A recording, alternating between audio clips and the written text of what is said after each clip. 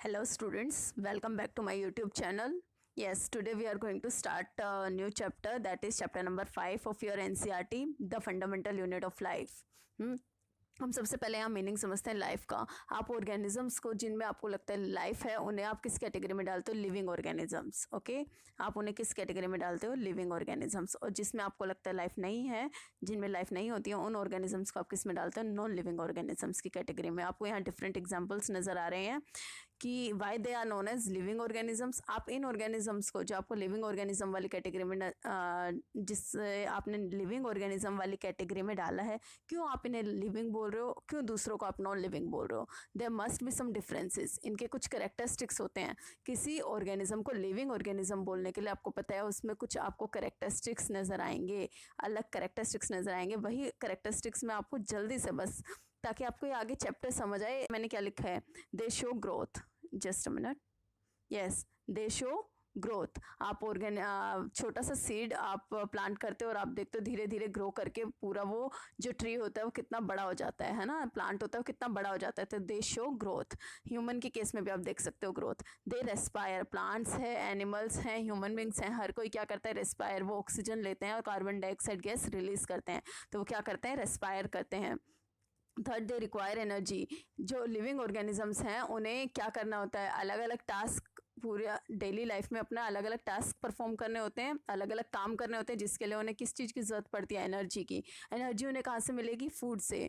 तो उनके लिए फूड एक रिक्वायरमेंट होती है जिससे उन्हें एनर्जी मिलेगी। ओके, लास्ट और भी बहुत सारे करेक्टरिस्टिक्स हैं बच्चे, यहाँ पे मैंने 3-4 ही डिस्कस किए हैं। दे शो मूवमेंट ऑल्सो। आपको ह्यूमन के केस में मूवमेंट नजर आते हैं, प्लांट्स में भी आपको वो इधर से उधर घूमते हुए नजर नहीं आते हैं, बट इनमें हम और स्टोमेटा ओपन होता है, क्लोज होता है, और अलग अलग मूवमेंट आपको नजर आते हैं। पिक्चर प्लांट का एग्जाम्पल लो, ठीक है, वो उस पर कोई भी इंसेक्ट आकर, इंसेक्टिवोरस प्लांट जिससे आप बोलते हैं, कोई भी इंसेक्ट आके बैठेगा, एकदम से उसका जो लिड होता है, ढक्कन होता है, वो बंद हो जाता है। तो ये मूवमेंट ही है जो आपको एक प्लांट में नजर आ रही है।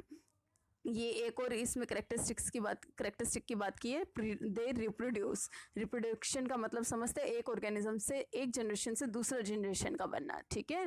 मदर और फादर में जब मेटिंग होती है तब एक और न्यू जनरेशन का बनना, चाइल्ड का बर्थ होना, that is known as reproduction. तो आपको लिविंग ऑर्गेनिजम्स में ऐसे और भी काफ़ी सारे करेक्टरिस्टिक्स हैं जिसके बेसिस पे आप बोलते हो कि ये ऑर्गेनिज्म लिविंग ऑर्गेनिज्म है और ये नॉन लिविंग ऑर्गेनिज्म है। आप देखोगे नॉन लिविंग ऑर्गेनिज्म में आपको ना ही तो कोई ग्रोथ नजर आएगी, वो कोई रेस्पिरेशन नहीं करते हैं, उन्हें कोई एनर्जी की रिक्वायरमेंट नहीं होती, दे डू नॉट रिप्रोड्यूस। तो ये करेक्टरिस्टिक्स आपको वहाँ पे नज़र नहीं आते। इसी तरीके से एक और करेक्टरिस्टिक है जिसकी हम आज बात करने वाले हैं लिविंग ऑर्गेनिजम्स में, जो आपको मिलता है। यहाँ मैंने क्या लिखा है? Every living organism is made up of cell. क्या लिखा है? Every living organism is made up of cell.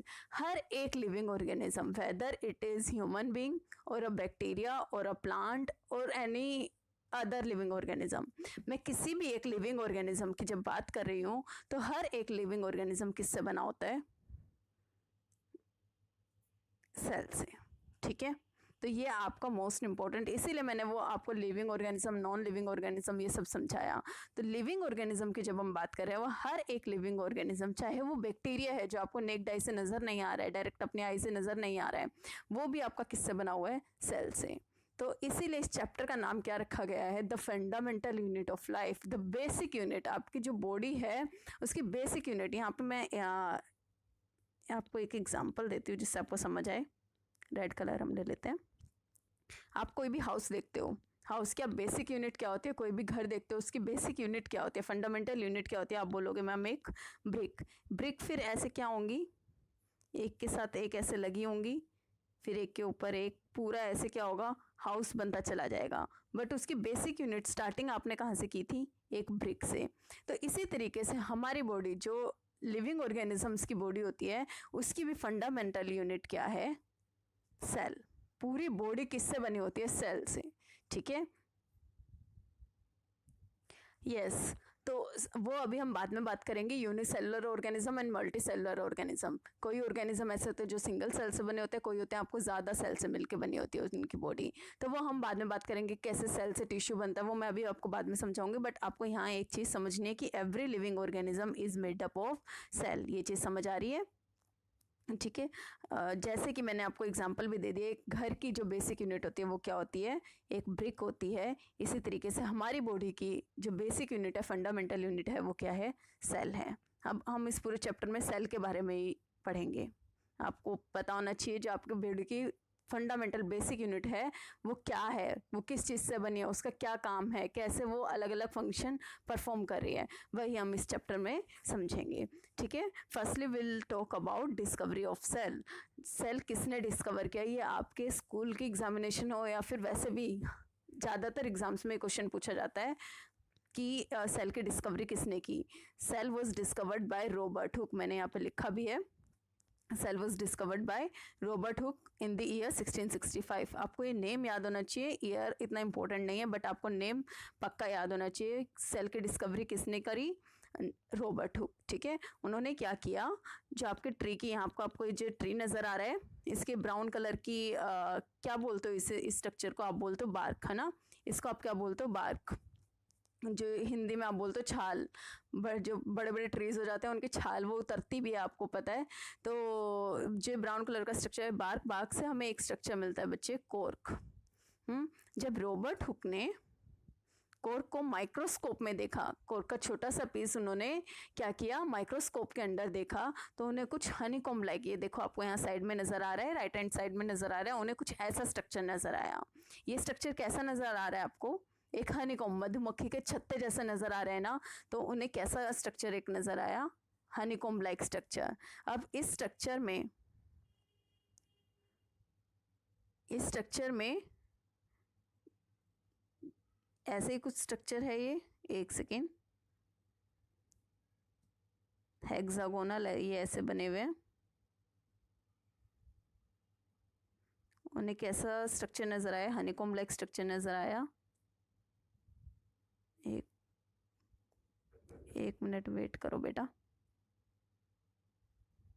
ऐसे ही कुछ स्ट्रक्चर नजर आ रहा है। उन्होंने ये हर एक जो हेक्सागोनल चैम्बर है इसे नेम दे दिया कि ये क्या है, सेल है।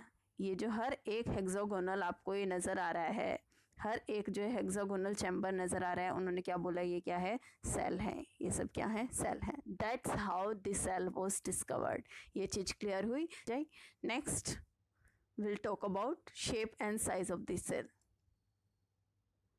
ये इससे पहले मैं आपको एक और ये चीज़ बताना भूल गई हूँ। यहाँ पे आप देखेंगे ये ओनियन पिल जो आपको नज़र आ रही है, ऑनियन को काटते हुए एक ट्रांसपेरेंट एकदम चिकनी चिकनी जो पिल होती है, आपको एकदम लेयर नज़र आती है, that is known as onion peel. जब ओनियन पिल को आप माइक्रोस्कोप में देखोगे वो आपको ऐसे कुछ नज़र आएगी।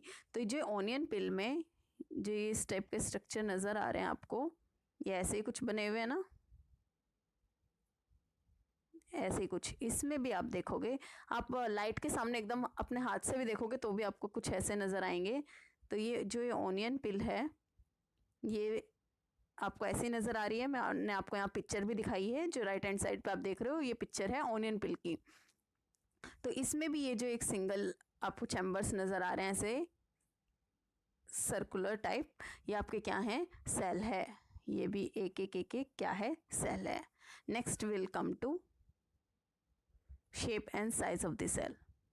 यहाँ मैंने एक लाइन लिखी है, आपको सेल की शेप या साइज, आप डिफरेंट सेल्स देखोगे उनकी हर एक सेल की शेप अलग होगी, कोई बड़ा होगा, छोटा होगा, साइज अलग होता है। तो ये किस चीज़ पे डिपेंड करता है, यहाँ मैंने आपके लिए एक लाइन लिखी है, it depends on the specific function of the cell, that is quite important. आपको ये चीज़ समझ आनी चाहिए कि किसी सेल की शेप और साइज किस चीज़ पे डिपेंड करती है, वो उसके स्पेसिफिक फंक्शन पे डिपेंड करती है कि उस सेल का आपकी बॉडी में क्या काम है। जिस भी सेल की आप बात कर रहे हो, उस सेल के आपको बॉडी में क्या काम है, उस पर डिपेंड करेगा कि उसकी शेप और साइज कैसे होगा।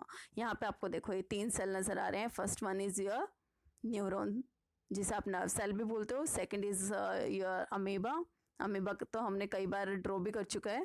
थर्ड आपका हो जाएगा स्पर्म सेल। ये तीनों चीज़ नज़र आ रही हैं। क्या तीनों की शेप सेम है? तीनों का साइज सेम है? नहीं। तो ये क्यों अलग है? अभी मैंने आपको बताया इनका फंक्शन डिफरेंट है। इनका एक जो पर्टिकुलर फंक्शन होगा बॉडी में, क्या काम है इनका। आप सेल छोड़ो, आपके घर पे कोई चेयर है, वो उस शेप की क्यों बनी है? वो शेप की क्यों बनी है, उसका काम क्या है कि लोग उस पर बैठ पाए, है ना। अगर वो एकदम स्टिप बना देंगे तो आप उस पर क्या बैठ पाएंगे, एकदम जैसे आपका स्लाइड वाला झूला हो तो वैसा बना देंगे तो आप क्या बैठ पाएंगे, नहीं। तो उसकी शेप वैसी क्यों बनी है, क्योंकि उसका फंक्शन ऐसा है। तो ये चीज़ समझे, कोई भी चीज़ की शेप वैसी क्यों बनी होती है, अपने फंक्शन के अकॉर्डिंग। तो ऐसा ही similar case is there in case of cell. उस सेल की जो पर्टिकुलर शेप है उसके फंक्शन पे डिपेंड करती है।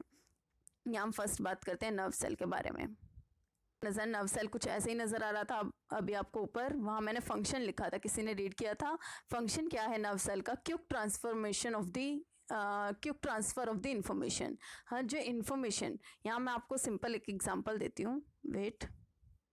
नर्व सेल आपका फर्स्ट हम डिस्कस कर रहे हैं नर्व सेल के बारे में। आप एकदम से बेड पर आके बैठे, बेड पे पीछे कोई प्रेस कर रहा था, आपका हाथ एकदम से प्रेस पे लग गया, तो अब आपको कितने सेकंड लगते हैं, आप एकदम से क्या करोगे, हाथ एकदम से हटा लोगे। यहाँ कोई प्रेस थी, आपका हाथ एकदम से प्रेस पर लग गया, तो आप क्या करोगे, एकदम से इस हाथ को हटा लोगे, जो आपका हाथ है इसे साइड कर लोगे। तो क्योंकि आपने एकदम से गर्म लगा, तो ये आपको कैसे पता चला, कितने सेकंड, एक सेकंड भी आपको नहीं लगता, आप अपना हाथ पीछे कर लेते हो। तो ये कैसे हुआ बच्चे, आपका जो हाथ था वहां पे ये न्यूरॉन्स है, पूरी बॉडी में हमारे न्यूरॉन्स हैं, जिन्हें जो मैंने आपके सामने ड्रॉ कर रखा है नर्व सेल बोलते हैं, और इसे ही हम न्यूरॉन बोलते हैं। तो नर्व सेल्स आपकी पूरी बॉडी में, यहाँ से आपको पता चला कि यहाँ पे कुछ गर्म है, एक न्यूरॉन, फिर आगे दूसरा न्यूरॉन होगा, उससे फिर आगे तीसरा न्यूरॉन, ऐसे कर करके वो इन्फॉर्मेशन आपके कहाँ तक गई, ब्रेन तक की इन्फॉर्मेशन गई। एक सेकेंड, कहाँ तक ये इन्फॉर्मेशन गई, ब्रेन तक ये इन्फॉर्मेशन गई कि अब ब्रेन एनालिसिस करेगा, ब्रेन बोलेगा देयर इज सम हार्म, यहाँ पे कुछ हार्म है आपकी बॉडी के लिए, अपना हाथ पीछे करो। तो ये फिर ये इन्फॉर्मेशन भेजेगा आपके हाथ तक, ये इन्फॉर्मेशन भेजेगा। पहले ये यहाँ तक इन्फॉर्मेशन गई, फिर जो गर्म लगा था वो ब्रेन तक गया, ब्रेन को पता चला यहाँ पे कुछ हार्म है आपकी बॉडी के लिए जो सही नहीं है, तो ये इन्फॉर्मेशन दोबारा हाथ तक आएगी और आप अपना हाथ एकदम से पीछे करोगे।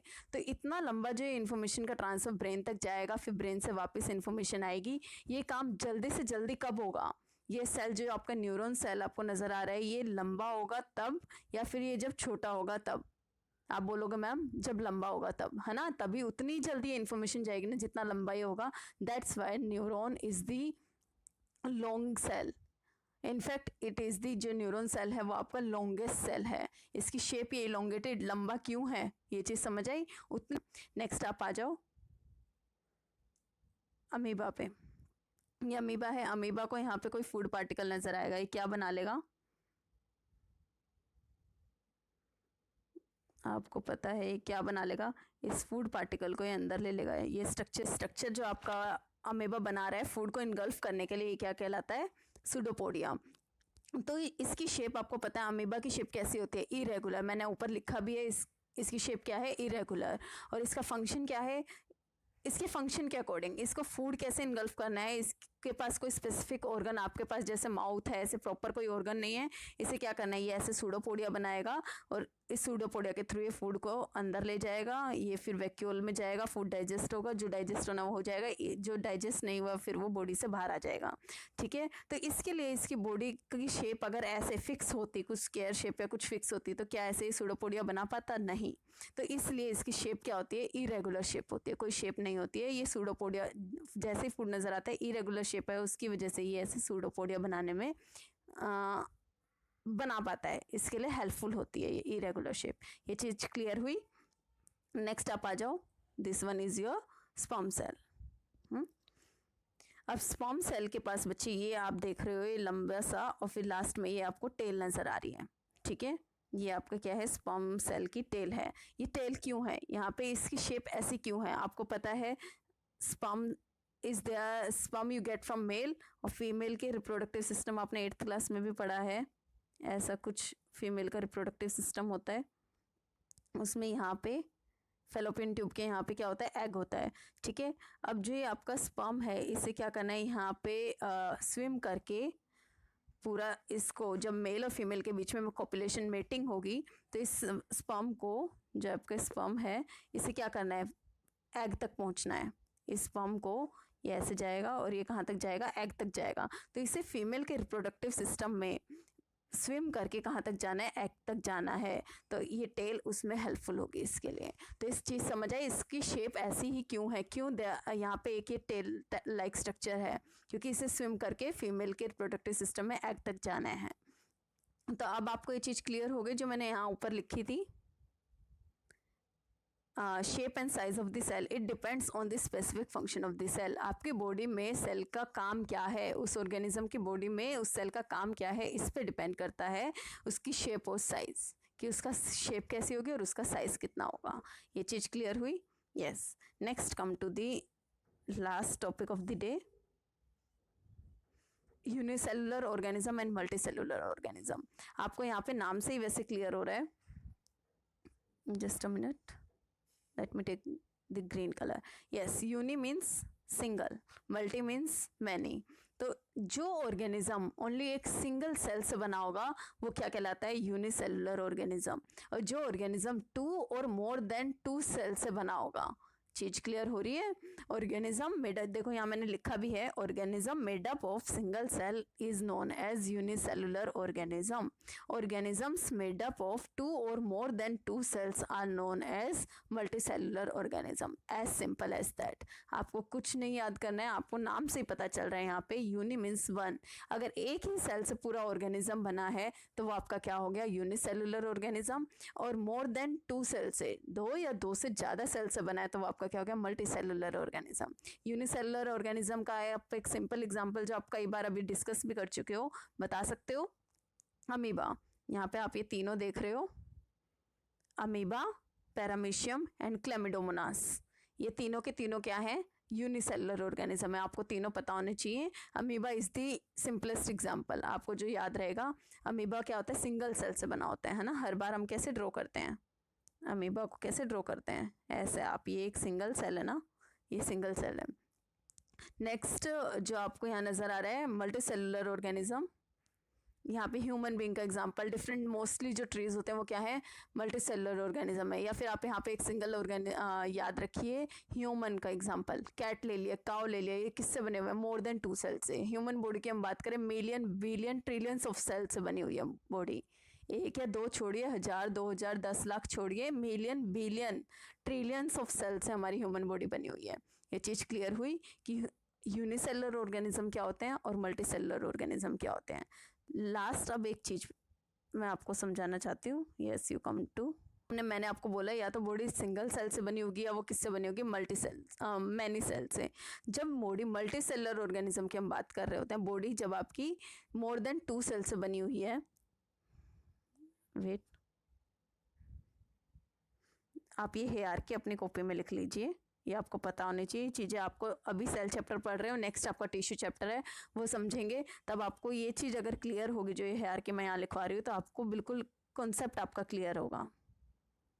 Cell, then tissue, then is your organ, then से आपका क्या बनता है? आप एकदम सिंपल ऐसे यहाँ लिखा, फिर इससे यहाँ लिखा, फिर ऐसे पूरा वर्टिकल पोजीशन में ऐसे लिख सकते हो इसे। ठीक है, मेरे पास यहाँ स्पेस कम है इसलिए मुझे ऐसे लिखना पड़ रहा है। Then is your whole organism. ये चीज क्लियर हुई? अब ये चीज समझिए, देखो क्या हो रहा है बच्चे आपकी बॉडी में। जब हम बात करें मल्टी सेलुलर ऑर्गेनिज्म की, सिंगल सेल में तो आपको पता है बस एक सिंगल सेल से पूरी बॉडी बन गई। जितना भी काम करना है उस सिंगल सेल को करना है, चाहे डाइजेशन का काम करना है, चाहे रिप्रोडक्शन का काम करना है, सारा काम किसे करना है? एक सिंगल सेल को करना है। लेकिन मल्टी सेलुलर ऑर्गेनिज्म में क्या है?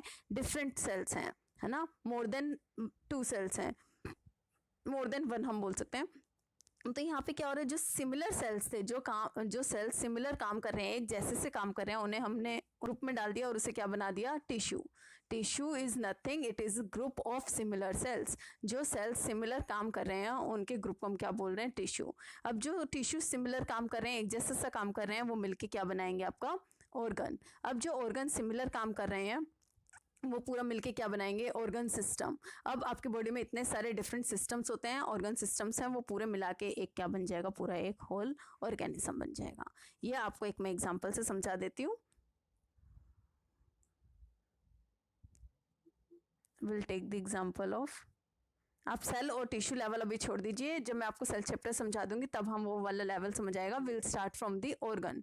आपका अगर ऑर्गन सिस्टम की बात करें, डाइजेस्टिव सिस्टम की, आपका कहाँ से शुरू हो रहा है? माउथ से शुरू हो रहा है। यहाँ मैं पूरा पूरा नहीं लिख रही हूँ। माउथ से शुरू होके वो क्या नेक्स्ट कहाँ जा रहा है? आपका फूड पाइप है ना, फूड पाइप। फूड पाइप से कहाँ जा रहा है? स्टमक। स्टमक से कहाँ जा रहा है? स्टमक से जो आपका फूड डाइजेस्ट होके कहाँ जा रहा है? Small intestine.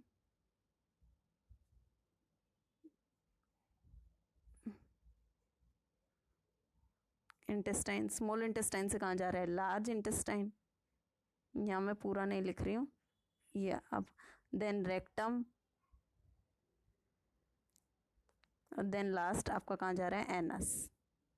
ठीक है, फूड कहाँ से स्टार्ट हो गया? आपको माउथ से स्टार्ट किया, फिर वो कहाँ गया? Food pipe, then stomach, then small intestine, then large intestine and last में रेक्टम। और रेक्टम के बाद लास्ट फूड इजेस्ट हो जाता है, बॉडी से बाहर निकल जाता है। किसके थ्रू? एनस के थ्रू। तो माउथ, ये सारे किस चीज़ में हेल्प कर रहे हैं? सारे ऑर्गन किस चीज़ में हेल्प कर रहे हैं? आपके फूड के डाइजेशन में। इनका काम सिमिलर है ना। माउथ से फूड पाइप में गया, फूड पाइप से स्टमक, स्टमक से small intestine, then large intestine, then rectum and last में एनस। काम क्या कर रहे हैं? फूड के डाइजेशन में हेल्प कर रहे हैं। तो ये डिफरेंट ऑर्गन्स हैं, ये सारे डिफरेंट ऑर्गन्स हैं, इनका सिमिलर काम है। इनको मिलके एक सिस्टम बन गया आपकी बॉडी में। कौन सा सिस्टम? Digestive system. ऐसे ही आपकी बॉडी में अलग अलग सिस्टम है। हम बात करें रेस्पिरेटरी सिस्टम की, नोज से स्टार्ट हुआ, ट्रैकिया है, विंड पाइप जिसे आप बोलते हो, देन लंग्स हैं, लंग्स में एल्वियोलाई है। हाँ, तो ये सब मिलके ये अलग अलग ऑर्गन है। नोज हो गया, ट्रैकिया जो विंड पाइप है, लंग्स है, अलग अलग ऑर्गन है। पूरे ऑर्गन्स मिलके जो सेम काम कर रहे हैं, रेस्पिरेशन में हेल्प कर रहे हैं। कौन सा सिस्टम बन गया? Respiratory system. तो ऐसे ही आपकी बॉडी में डाइजेस्टिव सिस्टम है, रेस्पिरेटरी सिस्टम है, एक्सक्रीटरी सिस्टम है, रिप्रोडक्टिव सिस्टम है, इस और भी बहुत सारे सिस्टम हैं। आपका दिस नर्वस सिस्टम है। ये सारे सिस्टम मिला के क्या बन गए? एक पूरा ह्यूमन बॉडी बन गई। ये चीज़ क्लियर हुई जो मैंने आपको ये हायरार्की यहाँ लिखवाई है। सेल से टिश्यू, टिश्यू से फिर जो सिमिलर ऑर्गन जो सिमिलर काम करेंगे वो ऑर्गन सिस्टम, और सारे ऑर्गन सिस्टम को मिला के क्या बन गया? एक पूरा ऑर्गेनिज्म बन गया। Yes, now we can revise the content that we have gone through today. पूरा जो आज हमने डिस्कस किया है, मैं 2 मिनट में बस आपको रिवाइज करा देती हूँ। हमने स्टार्ट किया था name of the chapter the fundamental unit of life. Life के बेसिस पे कि ऑर्गेनिज्म में लाइफ है या नहीं है, हमने 2 कैटेगरी में डिवाइड किया था, living organism, non living organism.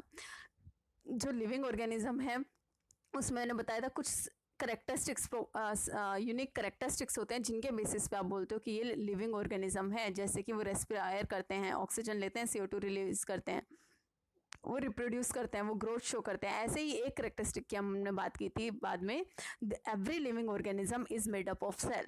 जैसे कि आपके एक घर की फंडामेंटल यूनिट क्या होती है? ब्रिक होती है, ईट होती है। ऐसे ही हर एक लिविंग ऑर्गेनिज्म की फंडामेंटल यूनिट जो बॉडी बनी हुई है वो किससे बनी हुई है? सेल से। ठीक है, अब तो हायरार्की भी मैंने आपको लास्ट में लिखवा दी, समझ आया? जो सिमिलर सेल होंगे वो क्या बनाएंगे? टिश्यू। जो सिमिलर टिश्यू होंगे वो क्या बनाएंगे? ऑर्गन। ऑर्गन से ऑर्गन सिस्टम बनेगा, ऑर्गन सिस्टम मिला के पूरा एक पूरी बॉडी बन जाएगी। तो ये चीज़ समझ आई कैसे एक सेल आपकी बॉडी की फंडामेंटल यूनिट है। तब फिर उसके बाद हमने बात करी थी डिस्कवरी ऑफ द सेल। आप मुझे कमेंट बॉक्स में भी 2-3 क्वेश्चंस के आंसर देंगे। First, who discovered the cell? Second, आप मुझे बताएंगे सेल का साइज और शेप किस पे डिपेंड करता है? किस चीज़ पर आपका जो आपका सेल का साइज या फिर जिस शेप का वो होता है वो किस चीज़ पे डिपेंड करता है? ये 2 क्वेश्चंस के आंसर आप मुझे कमेंट बॉक्स में देंगे। ठीक है, फिर हमने सेल के साइज और शेप की बात की थी। Then we talked about unicellular and multicellular organism. ठीक है, उसके एग्जांपल्स मैंने बता दिए थे आपको, ये हमने डिस्कस कर लिया है। नेक्स्ट क्लास में अब हम बात करेंगे डिफरेंट सेल ऑर्गेनल्स के बारे में। ठीक है, प्लाज्मा मेम्ब्रेन, सेल वॉल, अलग अलग ऑर्गेनल्स हैं, उसके बारे में हम बात करेंगे। That is all for today. Okay बच्चा।